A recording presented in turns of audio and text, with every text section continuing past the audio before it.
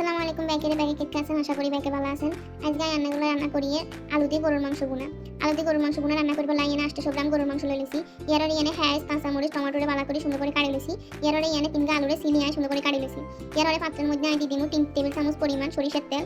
এরপরে ইয়ানে আই অল্প পরিমাণে দিদিমু রান্নার তেল। এরপরে পাত্রের মধ্যে আই দিদিমু হ্যাঁস কুচি।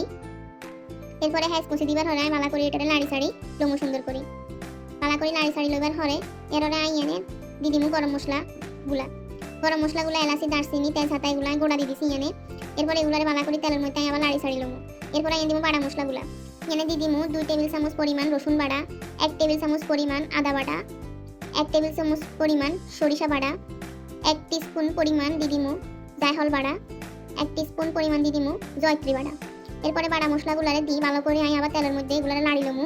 বালা করে তেলের মধ্যে মশলাগুলারে লাড়ি লইবার হরে আই এনে দিয়ে দিমু কাটি রাখা টমেটো দিবার হরে আইটারে আবার লবণ দিমু।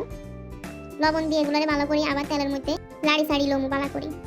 মশলাগুলারে তেলের ভিতরে বালা করে লাড়ি সাড়ি লইবার হরে আই এনে দিদিমু গুঁড়া মশলাগুলা। দিদিয়ের হলুদ গুঁড়া পরিমাণ মতো, এরপরে দিদিমু গুঁড়া মরিচ পরিমাণ মতো, এরপরে দিদিমু জিরার গুঁড়া পরিমাণ মতো।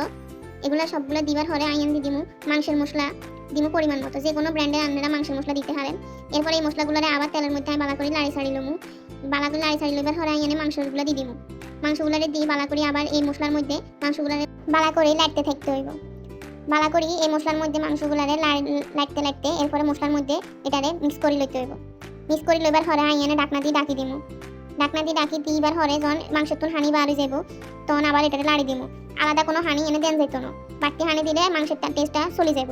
এই মাংসের হানি দিয়ে আমরা এটারে কষাইতে হইব। যখন হানিটা শুকায় আইব তেলকে উপরে উড়িয়ে আইব তখন আমরা এটার মধ্যে কাটি রাখা আলুগুলারে দিয়ে দিমু।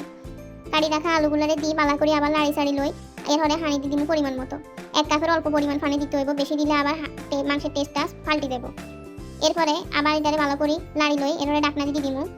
যখন পানিগুলো শুকাই আইব অল্প পরিমাণে পানি থাকবো, তেল উপরে উড়িয়ে আইব তখন আঙ্গ মাংস রান্না হয়ে গেছে।